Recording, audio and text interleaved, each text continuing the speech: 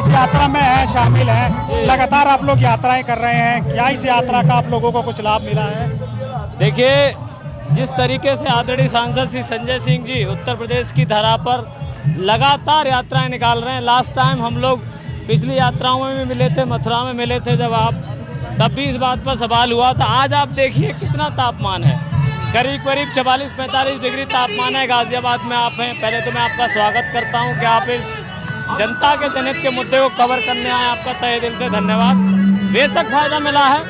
आप देखिए जगह जगह अभी उत्तर प्रदेश में जो मीटर, स्मार्ट मीटर के नाम का जो महंगाई हुई, जो चोरी हुई, जनता अपने आप सड़क पर निकल के आई। हमारे पार्टी के लोग गए, अपने ही बाबा जी को अपना आदेश वापस लेना पड़ा, जब वो क्रिकेट नहीं पोस्टपेड हमारी पार्टी की ताकत आदरणीय सांसद जी के आह्वान में जब हम लोग जगह जगह जिले में गए, हमने प्रेस किया, वहाँ पर ज्ञापन दिया, तो बाबा जी को झुकना पड़ा और आगे से यही दिन वापस लेना पड़ा। ये मैंने आपको एक उदाहरण बताया। इससे पहले स्कूल जब बंद करने का काम किया, तो स्कूल भी योगी जी ने मजबूर होकर के खोलने का काम किया। तो इस यात्रा का जो लाभ मिल रहा है जनता को, हम जागरूक कर रहे हैं। आम आदमी पार्टी की जिम्मेदारी बहुत बड़ी जिम्मेदारी है। जैसे एग्जाम लीक की सब अभी भाई साहब बता रहे थे, बड़ी समस्या है। 22-23 लाख लोगों का, बच्चों का भविष्य चौपट कर दिया। तो सवाल अब जनता से भी है कि आपका जो एक वोट है वो ये तय करेगा कि आप समाज में क्या चाहते हैं। नफरत, हिंसा, चोरी, डकैती चाहते हैं? अभी आप 2 दिन पहले देख रहे थे प्रधानमंत्री जी जो नॉर्वे की यात्रा पे थे, क्या पूछा? आप जैसे जाबांज पत्रकार ने क्या पूछा? हेले ने सिर्फ ये पूछा कि ये बताइए मोदी जी, आपके देश में जो है जो जर्नलिज्म है उसका इंडेक्स जो है वो 157 है और आप नॉर्वे में वो 1 है, क्या कहेंगे? तो भाग गए तुम दबा के। सवालों से डरते हैं ये लोग। तो आप सोचिए, जो लोग सवालों से डरते हैं वो जनता का क्या करेंगे? और जो पेपर नीट लीक हुआ है, उसको लीक करने वाला कौन है? भाजपाई। जहां लूट हो रही है भाजपाई है। तो और ये सरकार, मोदी जी, मैं मोदी जी के बारे में 2 चीजें कहूंगा। मोदी जो कहते हैं वो करते हैं, थोड़ा जनता को समझना पड़ेगा उनके नारे। उन्होंने कहा था कि जीडीपी 5 ट्रिलियन हो जाएगी, जीडीपी।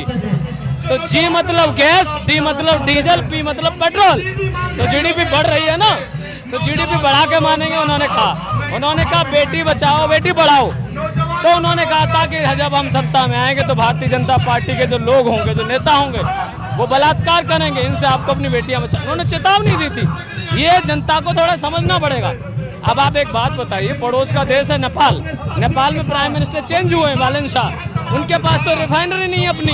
हमारे इंडिया से सस्ता तेल जाता है उनके लिए, और वो अपने पैसे कम कर रहे हैं। और तो और अभी 5 दिन पहले पाकिस्तान ने भी पेट्रोल डीजल का प्राइस घटाया है, जिसे हम बार बार खोजते हैं पानी पी करके। हमारा क्यों महंगा हुआ? रिफाइनरी हमारे पास है, तमाम ये उद्योगपति हमारे पास है, देश में हमारे में तेल आ रहा है। और सबसे शर्मनाक बात, हमारे देश के इतिहास का इतना कमजोर प्रधानमंत्री, जो अमेरिका से परमिशन लेगा कि मैं तेल ले लूं कि नहीं। 1 महीने की मोहलत खत्म हो गई, तो अब रूस से तेल लेना है कि नहीं। रूस कहा है कि तेल ले लीजिए मोदी जी। मोदी जी में हिम्मत नहीं है कि ट्रंप के सामने। तो ये राज क्या है? मैं पूछना चाहता हूं भारतीय जनता पार्टी के तमाम नेताओं से कि अगर तुम्हारी सरकार, चलो मानते हैं विकास के लिए आई है, अरे इस आदमी को तो बदलो। ये बोल नहीं पाता, ये देश की नाक कटवा रहा है हर जगह। जहां विदेश में जा रहे हैं वहां से खरीद लिया पुरस्कार, हो गया देश का विकास। ऐसे होगा देश का विकास?